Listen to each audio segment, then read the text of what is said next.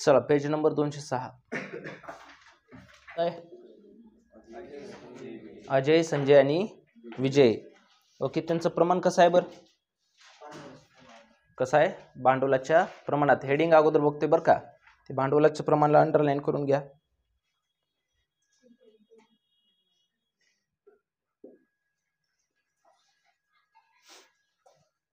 Kilo. हा बा अगोदर आता समाना टिक करून घेऊ. ताळेबंद तर दिले ना आपल्याला. ताळेबंदात वजा संशयित कर्ज निधी आहे का बुडीत कर्ज निधी आहे? ते आताच बघताव का आपण? नाही, सगळ्यात शेवटी बघायचंय. तर आता पहिली समाना बघा बरं खाली. संपत्तीचे पुनर्मूल्यांकन खालील प्रमाणे करण्यात आले. पहिलं कशावर म्हणते बरं? जमीन आणि इमारत आहे का? वरी बघा बरं, ताळेबंदात टिक करून घ्या. नेक्स्ट दुसरं पद कोणतं आहे? Motor truck. वरती संपत्ती बाजूस आहे का? करा मग टिक. आणि नेक्स्ट कोणतं आहे? फर्निचर. करा मग टिक वरी. दुसरी समाना काय म्हणते बरं? सर्व ऋणको वसूल योग्य आहे म्हणते. मग वरी आहे का ऋणको? करा टिक. तिसरी समाना काय म्हणते? ख्याती. ख्याती समाना कसं सॉल्व्ह करायचं म्हणतो आपण? डायरेक्ट सॉल्व्ह करायचंय. ओके. आणि नेक्स्ट चौथी समाना काय म्हणते? विजयच्या नफ्यातील हिश्श्याचे आगणन, म्हणजे नफ्याचे आगणन करायचं. नफ्याचे आगणन आपण असं करताव का? टिक करून? नाही, डायरेक्टली सॉल्व्ह करायचं आपल्याला. झाले? आता तयार करून घ्या अगोदर खाते पटपट.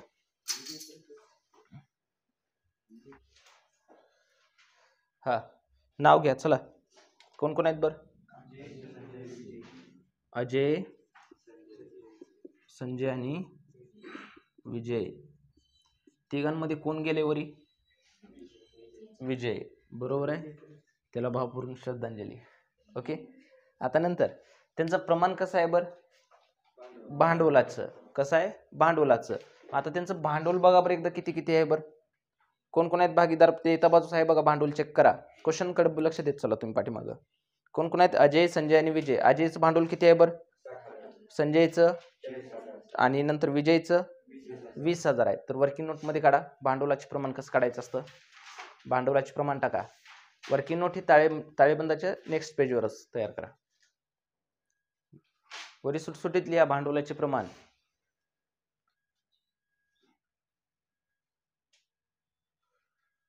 लिहिलो का? हा, सांगा बरं. मोठ्या लेकराचं किती रुपये आहे? 60,000. लिहायचं कसं? इकडे लक्ष द्या. 60,000. पुन्हा 2 डोळे. पुन्हा नंतर दुसऱ्या लेकराचं किती आहे? 40,000. सिरियलनं सांगा रे, अधूनमधून सांगू नका. आणि तिसऱ्या लेकराचं 20,000. मांडणी कशी करायला लक्षात येईल ना? ओके. आता कॉमनली झिरो किती आहेत बघता तरी ते याच्यामध्ये. इथं किती आहेत बरं झिरो? 4. भागकारामध्ये झिरो कटत असतात, म्हणजे सगळ्याला भाग घालायचे. इथं 4 झिरो कटले, इथं 4 झिरो कटले आणि इथं पण 4 झिरो कटले. राहिले किती बरं? 6. इथं 2. तिन्ही पण एका पाड्यात येतात का बघा बरं. कोणत्या पाड्यात येतात? 2च्या. मग बे 1 बे 2 बे 3. याचा अर्थ फायनली आपलं प्रमाण कसं निघालं बरं? 3:2:1 लिहून घ्या. म्हणजे आपलं प्रमाण आलं 3:2:1. म्हणजे टोटल किती हिस्से बघा बरं? 6 हिस्से होतात का? हा, वरती काढून ठेवा. क्वेश्चन समजलं तरच आन्सर सॉल्व्ह करता येते बरं का. उगाच लिहायच्या भानगडीत काहीच पडायचं नाही.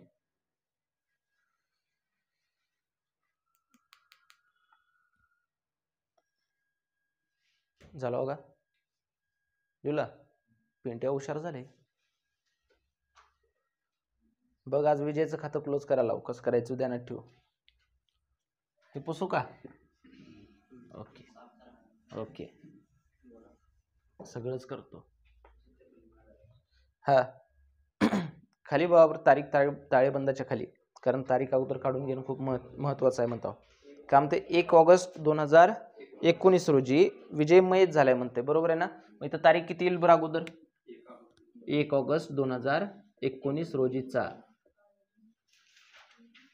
तारीख कोणती टाकायची हे तर लक्षात आहे ना? ताळेबंदाला ज्या तारखेला भागीदार मयत झाले ती तारीख टाकायची आहे. झालं? मग आता 1 ऑगस्ट म्हणल्यास ऑगस्ट महिना स्टार्ट होते वेळेसच झाले ना. मग ऑगस्ट महिना धरलं जाईल का? नाही. ऑगस्टच्या अगोदर कोणता महिना असेल बरं? ऑगस्टच्या अगोदर कोणता असते? जुलै. आता सध्या ऑगस्टच चालू आहे ना, त्याच्या अगोदरचं कोणतं आहे? जुलै आहे. मग आपलं नेहमी वर्षाची सुरुवात कधी होते म्हणतो आपण? 1 एप्रिलला. मग 1 एप्रिल पासून किती महिने होतात मोजावं लागेल ना. 1 ऑगस्ट म्हणल्यास बा आपण ते धरायला का महिना नाही.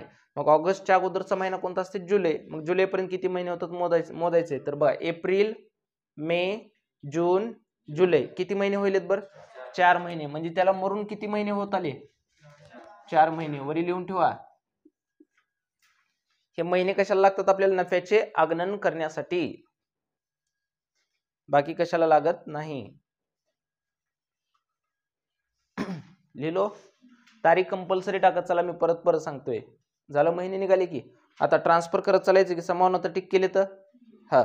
आता कोणती बाजू अगोदर ट्रान्सफर करतो आपण? देयता.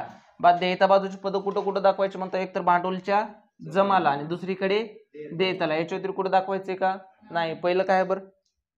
भांडवल कंपल्सरी भांडवलच्या कोणत्या साईडला घेतो आपण? जमाला. काय म्हणतो? शिल्लक पुढे आणली, शिपूची भाजी आणली.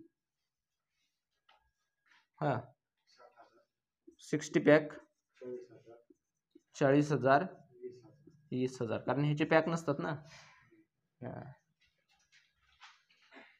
झालं.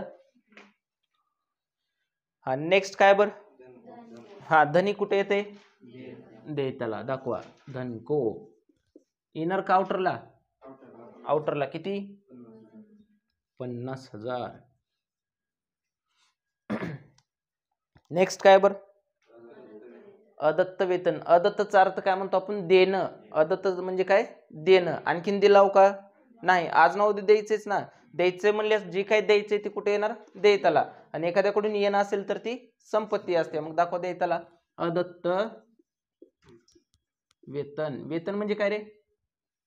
पगार. किती बोंबला? 6,000 फक्त. ओके.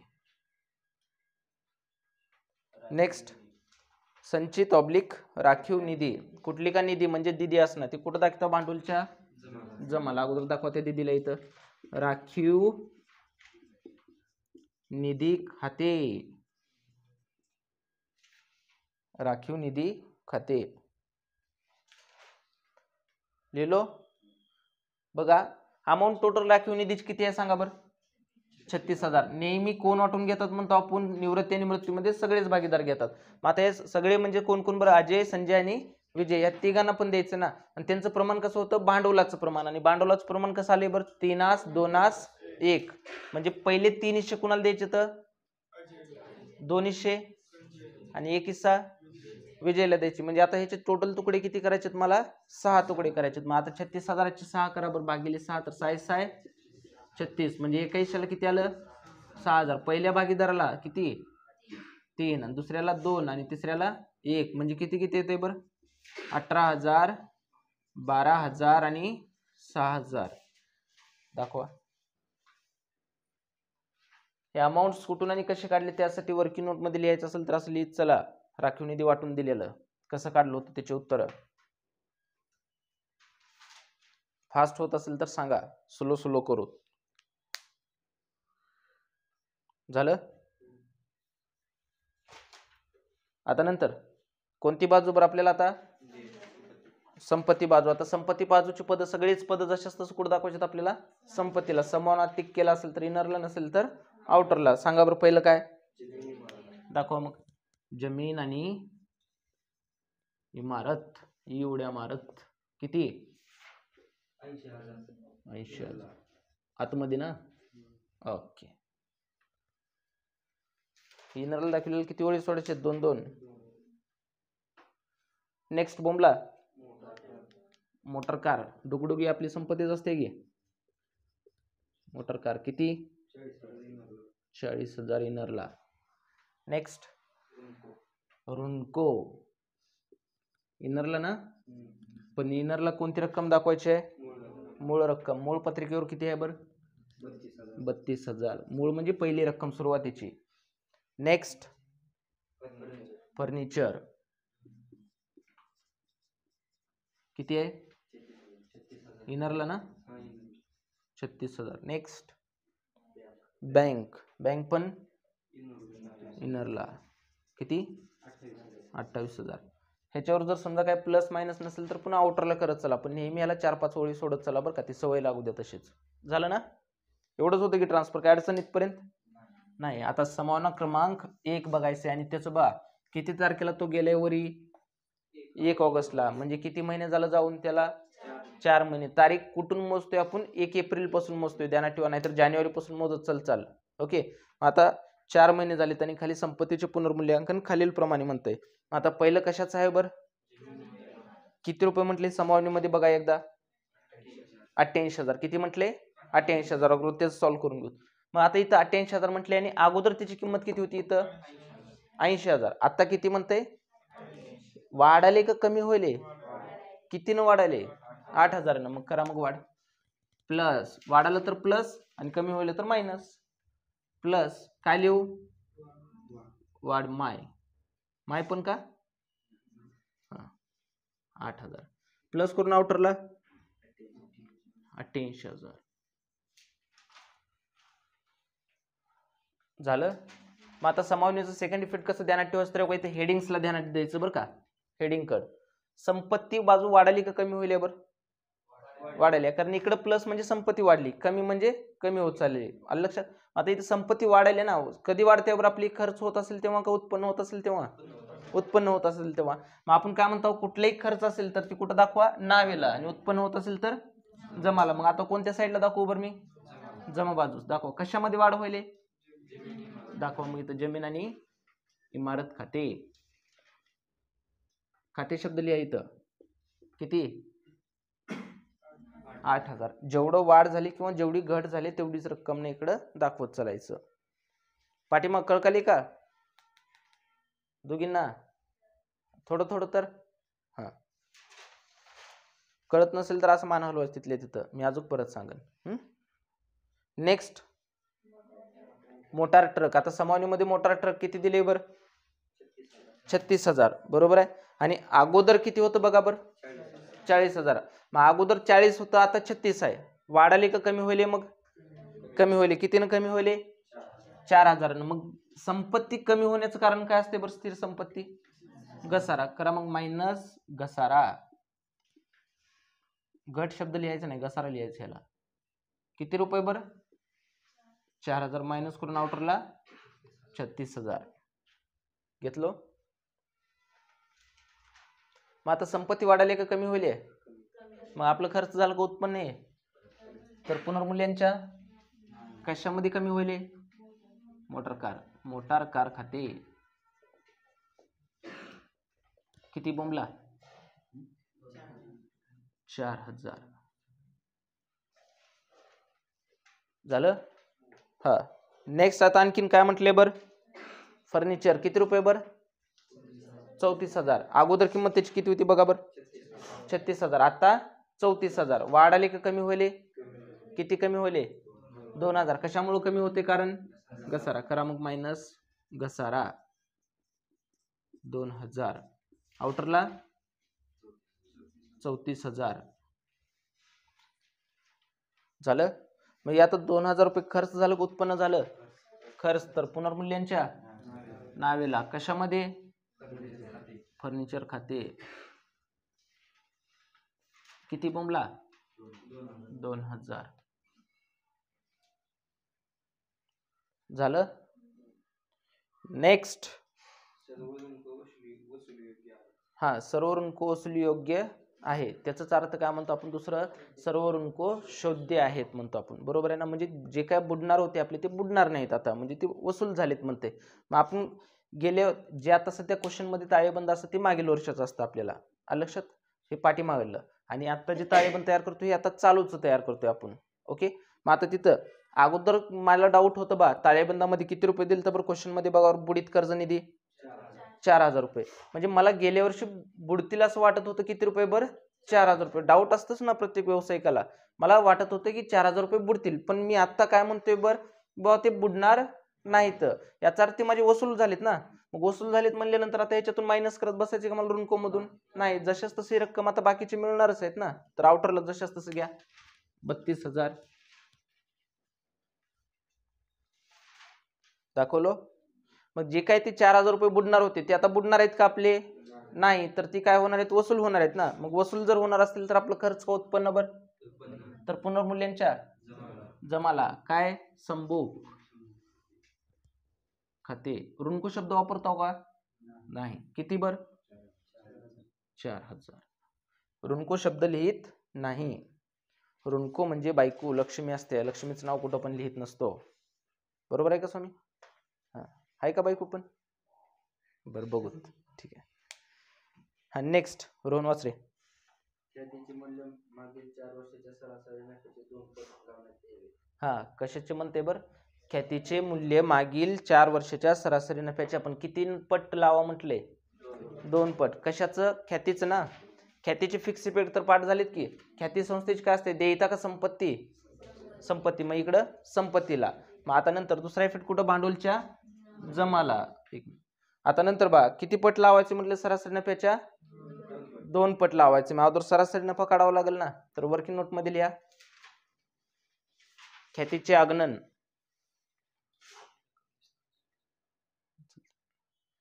ख्यातीचे आगणन लिहिलो. मग आता सरासरी नफ्याच्या म्हटले ना, अमाऊंट काढून दिले का इथं, नाही. तर लिहा सरासरी नफा बरोबर सरासरी नफा बरोबर एकूण वर्षाचा नफा भागिले एकूण वर्ष. तिथं ते जे काही नफे दिले तिथे एखादं तोट्याचं वर्ष आहे का हो, नाही ना. मग आता सूत्र मान्य केलात ना. हा, आता खाली बघा शेवटच्या समावणीमध्ये खाली दिलेत बा, मागील 4 वर्षाचा नफा, पहिले वर्ष, दुसरे वर्ष, तिसरे आणि चौथे दिलेत का. हा, मान्य करा. मग आता बरोबर चिन्ह खाली, बरोबर चिन्ह फास्ट. मग आता पहिलं वर्षाचं किती आहे बरं, 12,000. 4 वर्षाचंच घ्यायचे ना. हा, 12,000 प्लस 24,000 प्लस 14,000 प्लस 22,000 भागिले 4. 4 कुठून आलं, जेवढ्या वर्षाची वर अमाऊंट घेतला तेवढ्याच वर्षानं भाग घालायचा आपल्याला. मग आता मला सांगा, या सगळ्याची बेरीज किती येते बरं, किती, 72,000 भागिले किती बरं, 4. जशाच तसं घेतलो ना आपण. आता नंतर बा 4 1 4 4, 7 मधून 4 गेले राहतात किती बरं, 3. 32 झालं ना ते तयार. 4 8 32, किती झिरो आहेत बरं इथं, 3 झिरो. जशाच तसं येईल ना इथं. म्हणजेच किती आलं बरं सरासरी नफा, 18,000. 8,000 का, 18,000. हे काय निघालंय आपलं, सरासरी नफा. ओके, पण आहे ते सरासरी नफा घ्यायचंय का, नाही. सरासरी नफ्याचे किती पट लावा म्हटले, दुप्पट. दुप्पट म्हणेल, तिप्पट म्हणेल, चौपट म्हणेल, किती का म्हणेल तेवढ्या पटीने लावायचे. मग आता आपल्याला ही सरासरी नफ्याचे किती पट लावायचे, दुप्पट लावायचे. म्हणजेच गुणिले किती करावं लागेल मला, 2. बरोबर किती येते बरं, 36,000 आलं. मग आता ही जी काय आपण सरासरी नफ्यानुसार काढला, ही पूर्ण संस्थेची ख्याती निघाली ना. बरोबर आहे. मग आता इथं मयत कोण झाले बर, विजय. मग विजय कितव्या नंबरचा आहे इथं भागीदार, 3ऱ्या नंबरचा आहे. मग याचाच अर्थ बा अजयला किती द्यायचे, तर 6 मधले 3 द्यायचेत ना. नंतर संजयला 2 द्यायचेत आणि विजयला किती द्यायचे, तर 1 द्यायचं. म्हणजे 6 हिस्से करून त्याचं 1 द्यायचं ना आपल्याला. अगोदर त्याच्या हिश्श्याला किती येते बघा बरं, 36,000 पूर्ण संस्थेचे आले. मग त्याच्या हिश्श्याला म्हणजे किती टोटल हिस्से करायचे आता त्याचे, 6 भागिले 6 केले, 6 1 6 6 6 36. म्हणजे किती आलं बरं एका हिश्श्याला, 6,000. आणि विजयला पण किती द्यायचे, फक्त 1च द्यायचे ना. म्हणजेच विजयचा हिस्सा किती आला, 6,000. लिहा तिथं विजयचा ख्यातीतील हिस्सा 6,000. विजयचा ख्यातीतील हिस्सा.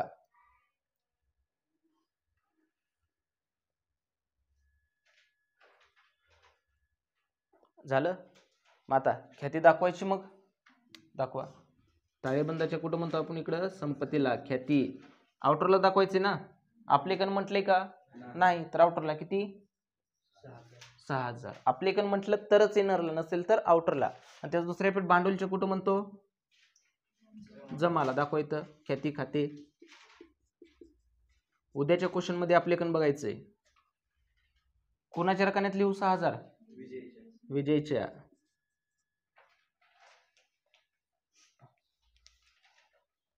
झालं. आता नंतर ख्यातीची संभावना झाली की आता लास्ट संभावना राहिली ना. आता चौथी संभावना काय म्हणते बघा बरं, वाच स्वामी. विजेच्या नफ्यातील हिश्श्याचे आगमन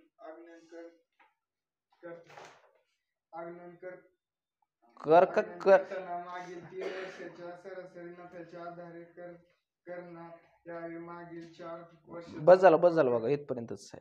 ती खालची तर ती काय आपल्याला समजण्यासाठी अमाऊंट आहे, पण तू कर म्हणून मला आठवण करून दिली. कसं तरी वाटायले मला. एक तर अजून किती दिवस राहिले श्रावण संपायला?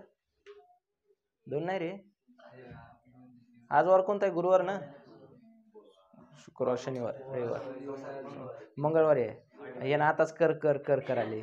कसं रे बघा विजेच्या नफ्यातील हिश्श्याचे आगणन म्हणते, म्हणजे नफ्याचे आगणन करा म्हणते. नफ्याचे आगणन किती स्टेप मध्ये करतो म्हणतो आपण? 3 स्टेप. पहिलं स्टेप पाठ आहेत ना, पहिलं स्टेप सरासरी नफा, दुसरा मृत्यू तारखेपर्यंतचा नफा आणि तिसरं मृत भागीदाराचा हिस्सा. स्टेप परफेक्टली पाठ ठेवा आणि हे वर्किंग नोट आणि प्लस ह्याची संभावनेची इफेक्टला 2 मार्क आहेत, ध्यानात ठेवा. एवढ्याच ह्याला टोटल 8 मार्काच्या पैकी 2 मार्क तर फक्त एवढ्यासाठीच आहेत तुम्हाला. लक्षात बा. आता काय म्हणते? विजेच्या नफ्यातील हिश्श्याचे आगमन करताना मागील किती वर्षाचे म्हणते? 4 वर्षाचं म्हणते का? 4 वर्ष म्हणल्यावर आता हेच उत्तर आलेलंच, इथपर्यंत धरलोच असतो ना आपण. आता इथं मागील 3 वर्ष म्हणल्यास खाली घ्या, मग लिहा परत नफ्याचे आगमन, पॉइंट टाका. नेक्स्ट नफ्याचे आगमन, हे पुसू का? ओके, मोडतो, साफ बी करतो.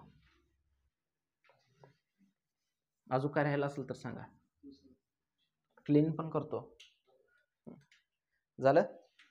मग आता पहिलं स्टेप टाका, नंबर 1. नफ्याचे आगमन टाकलात ना, नंबर 1. किती स्टेप आहेत म्हणलो? टोटल 3 मधला आता पहिलं स्टेप कोणता आहे? सरासरी नफा. लिहा मग सरासरी नफा बरोबर सूत्र हेच ना, परत मांडणी करा. सरासरी नफा बरोबर रोजचं मडन त्याला कोण रड.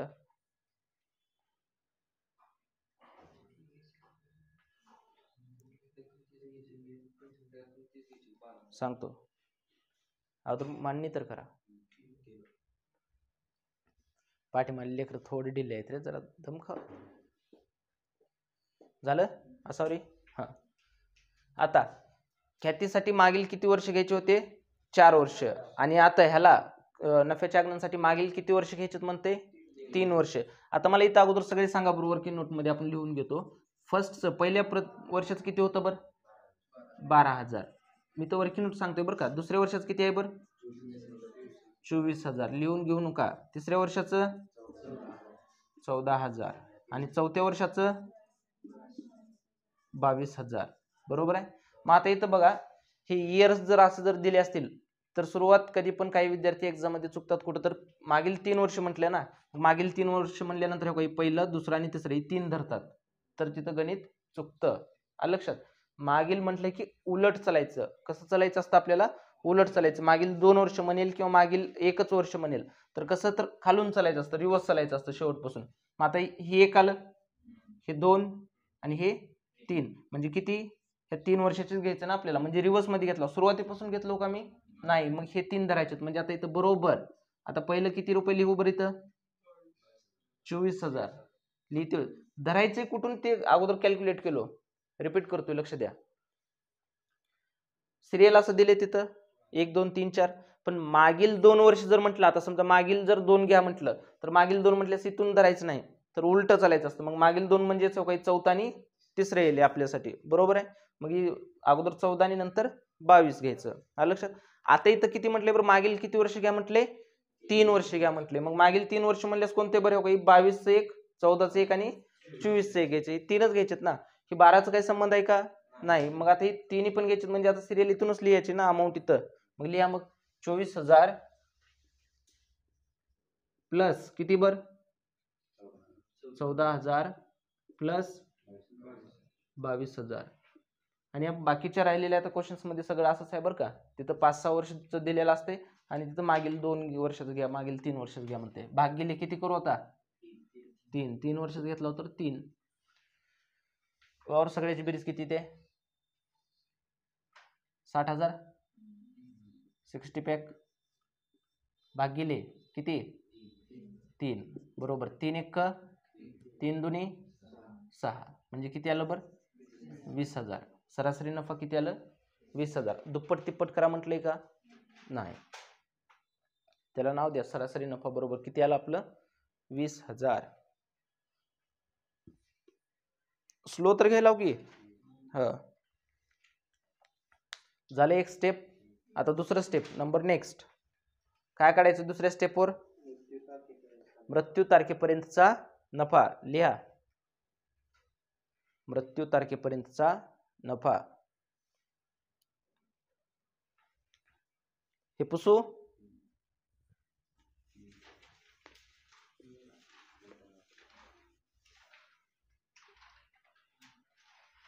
लिहिलो का. मग आता सरासरी नफा किती आले बरं आपलं 20,000 आले आणि आपल्याला मृत्यू तारखेपर्यंत काढायचे ना. आणि अगोदर आपण तारीख काढून घेतो बा मृत्यू तारखेपर्यंत त्याला किती महिने झालेत मरून 4 महिने झालेत. मग मृत्यू तारखेपर्यंत किती महिन्याचा नफा काढावा लागला आपल्याला 4च महिन्याच काढावा लागला. नंतर खाली मान्य करा म्हणूनच चिन्ह द्या 3 डोळे. किती रुपये आले बरं सरासरी नफा 20,000 म्हणजे अंदाजे नफा आहे गुणिले किती महिन्याचं काढायचंय पण किती वर्ष एक वर्ष किती महिन्याचं असते 12 भागिले 12 बरोबर 4 आणि 12 एका पाड्यात येतात ना हो का. 4 1 4 त्रिकोण 12. आता 3 1 3 संग 18. मग आता नंतर परत उरले किती बरं 20 मधून 18 गेल्यास 2. आता ही पॉइंटवर उत्तर येणार आहे लक्ष द्या इकडं. परत आता 20 तयार झालं ना मग आणखीन परत 3 संग परत आणखीन उरले किती 2. 3 संग 18 परत आणखीन उरले किती 2. परत आणखीन 3 संग 18 परत आणखीन उरले किती 2. पण पुढे 0 आहेत का त्याला लावायला नाहीतर इथं पॉईंट देऊन त्याच्या पुढे 0 लावून घेतलं म्हणजे काय आले बरं. परत 3 संग 18 म्हणजे किती आले बरं. पॉईंटच्या पुढे कधी पण एकाच आकड्याचं काढून घ्यायचं उत्तर बस झालं आपल्याला. किती आलं 6,666.6 आलं का. आणि आता विजयला किती द्यायचे बरं 6 मधले किती हिस्से द्यायचे तर एकच द्यायचे ना म्हणजे गुणिले 1 केल्यास हेच उत्तर येणार आहे ना. मग आता फायनली उत्तर किती निघालं बरं आपलं 6,666.6 हे उत्तर आलं. मग आपण बघा पॉईंटचं जर उत्तर येत असेल तर पॉईंटच्या पुढे जर 5 शब्द काय म्हणतो मी 5 किंवा त्याच्या पुढली जर संख्या असेल तर अलीकडे कितीनं प्लस करायचं म्हणतो आपण 1 न. आणि पॉईंटच्या पुढे जर 1 2 3 4 जर असेल तर ती काय करायचं म्हणतो आपण सोडून द्यायचं म्हणतो. मग पॉईंटच्या पुढे किती आहे बरं संख्या 6 म्हणजे मोठी संख्या आहे ना. अलीकडे कितीनं प्लस करायचं 1 न. मग करा मग आता इथलं पासून बरोबर किती आलं म्हणजे 6,667. त्याच्या हिश्श्याला किती आलं 6,667. आणि आलेल्या उत्तराला नाव काय देताव नफा तोटा निलंबित खाते.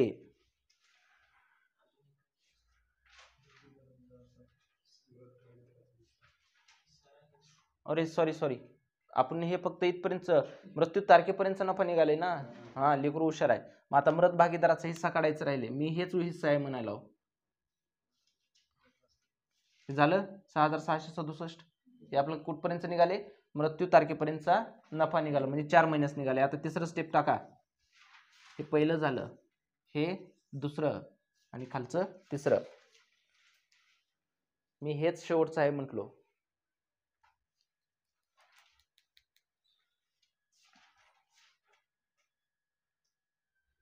लिहिलो का हा. आता लक्ष द्या किती आहे बरं. आता मृत भागीदाराचा हिस्सा काढायचा तर किती हिस्से करायचे 6,667 भागिले किती करायचे तर 6 हिस्से. तर करा बरं आता बरोबर 6. तर हे का 6 1 6 1 6 1 6 नंतर 6 1 6 म्हणजे 1111.1111 असंच येणार आहे ना. म्हणजे मग आता पॉईंटच्या पुढला आहे तर ती काय करायचं आपल्याला सोडून द्यायचंय म्हणजेच फायनली त्याचं नफा तोटा निलंबित खाते किती आलं बरं 1,111 रुपये झालं. पाठीमाग स्टेप ध्यानात राहतील ना. इथं आपली चूक काय झाली की बाबा हेच आपलं शेवटचं स्टेप आहे समजलो. तर हे शेवटचं होतं का नाही. पहिल्यांदा काय केलो स्टेप नफ्याचे आगणन करायचे. किती स्टेप मध्ये काढायचं उत्तर 3 स्टेप मध्ये. पहिल्यांदा काय काढलो सरासरी नफा पण किती वर्षाचं म्हटलं होतं मागील 3 वर्षाचं. आणि मागील 3 वर्षाचं काढलो किती आलं बरं सरासरी 20,000 रुपये. मग 20,000 रुपये सरासरी नफा निघाला. मग पुन्हा नंतर काय काढलो दुसऱ्या स्टेपवरून मृत्यू तारखेपर्यंतचा नफा. मग 20,000 गुणिले किती महिन्यात काढायचे आपल्या मृत्यू तारखेपर्यंत म्हणजे 4च महिन्याच. मग 4 महिन्याच म्हणल्यास किती आलं बरं? 4 महिन्यासाठी 6667 रुपये आले इथपर्यंत. मग पुन्हा मृत भागीदाराच्या हिश्श्याला किती आलं? फक्त 1111 रुपये दक्षिणाच आले ना. हा, मग ते आता दक्षिणा आलेल्याला उत्तर नाव काय दिलो आपण? नफा तोटा निलंबित खाते. आणि त्याची सुद्धा फिक्स रिपीट कशी म्हणतो? ख्यातीसारखेच आहेत. मग ताळेबंदाचे कुठे? इकडं संपत्तीला दाखवा. नफा गायछाप निलंबित खाते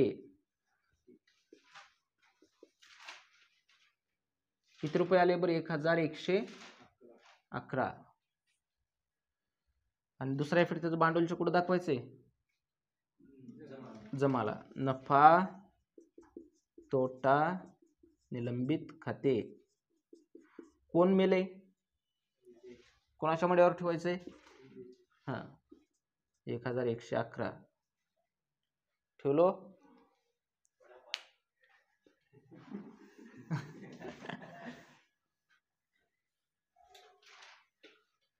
झालं का? अजून कोणते राहिले का समायोजना? बँक आउटरला घ्या की. मग बँक मध्ये काय प्लस मायनस झाले का? नाही. तर आउटरला घ्या बँक जशाच तसं. बँक किती आहे बरं?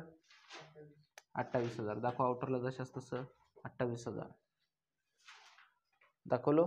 आता बघा बरं टॅली कोणती बाजू जास्ती आहे बरं? जमाला 8 आणि 4 12,000 आणि नावीची किती आहे बरं? 6,000. कोणती जास्ती आहे? जमाची. जी जास्त आहे ती दोन्ही साईडला लिहायचं. लिहा 12,000 12,000. त्याच्यातून जी कमी आहे ती मायनस करायचंय. मग नावीची कमी होती ना. हा, मग 6,000 मायनस केल्यास किती राहतात बरं? मग कोणत्या साईडला लिहायचं असतं ती आलेली रक्कम? जी बाजू कमी होती तिकडल्या साईडला 6,000. त्याला नाव द्या पुनर्मूल्यांकन नफा. कालचं तोट्याचं होतं ना. लिहिलो.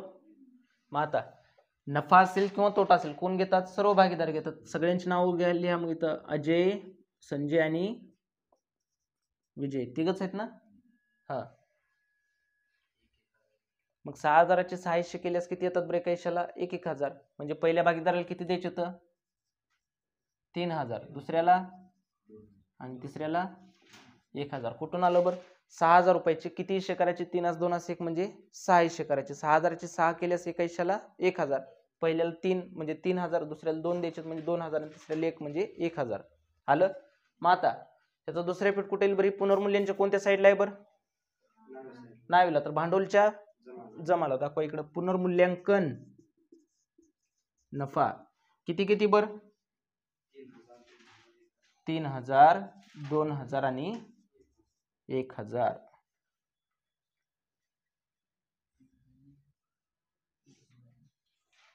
झालं. आता खाते क्लोज करताना अगोदर कुणाचं करायचंय? मृत भागीदाराचं. कोण मेले इथं? कोण? विजय. आता विजयचे इकडे नावेला काय आहेत का रक्कमा? नाही, सगळी जमा. म्हणजे जमात जास्त येणार आहे ना. विजयची जमाची किती ते बघा बरं? 34,111. किती आलं? 34,111. दोन्ही साईडला लिहा 34,111 34,111. जाताना पैसे देऊन जा रे. आता वरी काय आहे का मायनस करायचं? नाही. तर वरी पण किती येईल बरं? 34,111 आलं. मग आता आलेल्या रकमेला नाव काय द्यायचंय?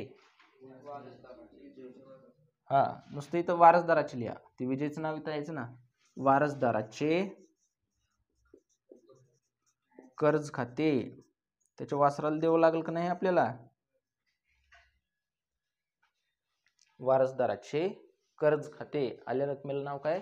वारसदाराचे कर्ज खाते. झालं. मग आता आज ना उद्या द्यावं लागेल ना त्याच्या लेकराला. ते लेकरू असेल बायको असेल का वारसदार कोणी पण असते बरं का. लेकरूच असते असं नाही. मग ते द्यायचे म्हणजे इकडं कुठं बरं? देताला. दाखवा. पण कुणाच्या वासराला द्यायचं? अजयच्या का संजयच्या का विजयच्या? विजयच्या. विजयच्या वारसदाराचे कर्ज खाते. किती किती येईल? 34,111. 11 आलं. आता नंतर राहिले कोण कोण बरं आता भागीदार? अजय आणि संजय. आता या दोघांची पण जमात जास्ती, त्या दोन्ही साईडला बघा ना, आलेल्या रकमेला इथं नाव काय द्यायचं आपल्याला? शिल्लक पुढे नेली आणि त्याचा दुसरा इफेक्ट कुठं देत आला? भांडवल म्हणून दाखवता येईल ना? हा, जमाची बेरीज बघा किती ते दोन्ही साईडला, त्याच्यातून नावेची तर मायनस करायचं काहीच नाही, वरील जशी असतं तेच रक्कम आणि त्याच इकडे भांडवल म्हणून थांबायचं.